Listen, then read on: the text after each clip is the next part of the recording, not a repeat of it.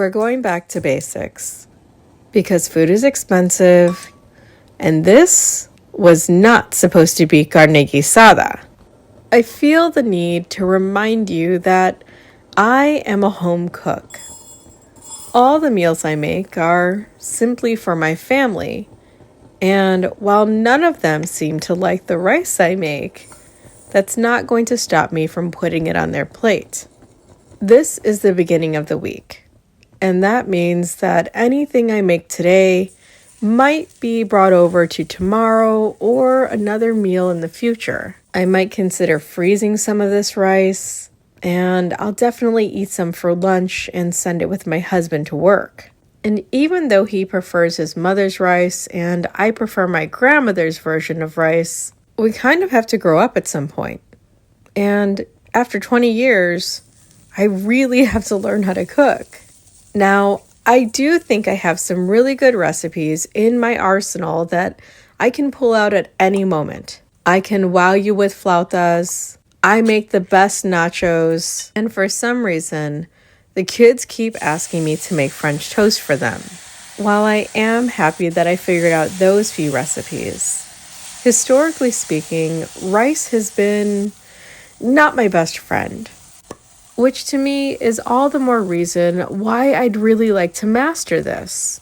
At the beginning of this video, I said that this was not supposed to be carne guisada, and this is just rice. This is not the main meal. This is part of the foundation of the meal though, because when I make the meat I'm about to make, I need something on the side to stretch this meal. When I was a kid, anytime I went up to my grandmother and told her I was hungry, she usually gave me a bean and cheese taco, chorizo and egg taco, or a lomo taco.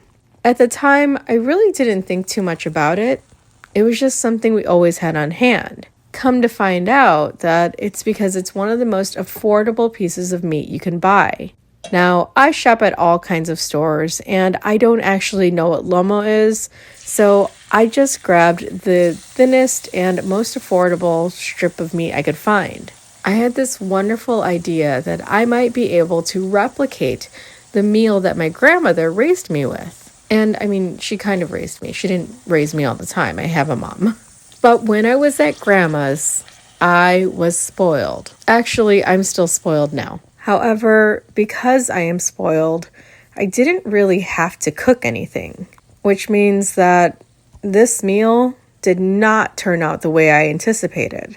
Now, I will say, because I saw that there was some kind of extra liquid in the pan, I immediately switched gears and thought, I bet I can make something similar to my grandmother's carne guisada, which I'd like to mention is nothing close to carne guisada with cheese, which is the taco I eat for breakfast in San Antonio. This kind of carne guisada is literally just meant to be strips of meat with a little bit of seasoning inside of a gravy.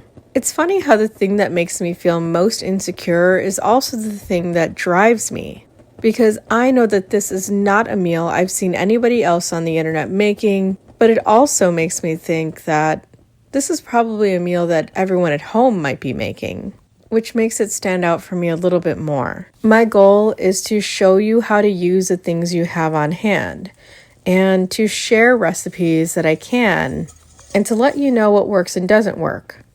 Because while you might have gotten the hang of things, I think I'm still practicing.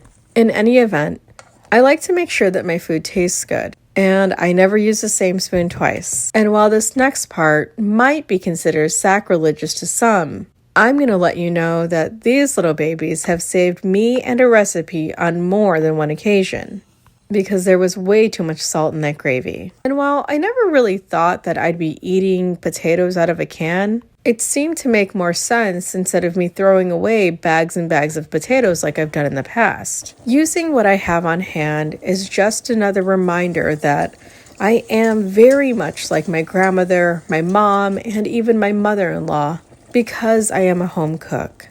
There is a level of creativity that kind of comes with the territory at a certain point. If you're still cooking after 20 years and still unsure about the recipes you're making, I'm here to tell you, you can do it.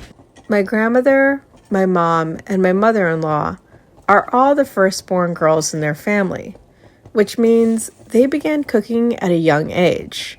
I am the firstborn and had all of these people around me to cook for me, which means even though these recipes are still a work in progress, I think I'm doing a pretty good job. The whole point of the Back to Basics series was to teach my kids how to eat better and how to make their own food. And this pot of beans was all them. As for a little behind the scenes moment here, these kids only ate tostadas for dinner. But at least it was food at home that we made together. And that's the whole point of it now. I hope you can grow confident in the kind of cook that you are, and that you understand that even if your stove is dirty like mine, the grate is probably clean enough to heat up tortillas. Your rice might be burnt, and your beans might need salt, but we did it together. So go find your affordable meat. We have meals to make.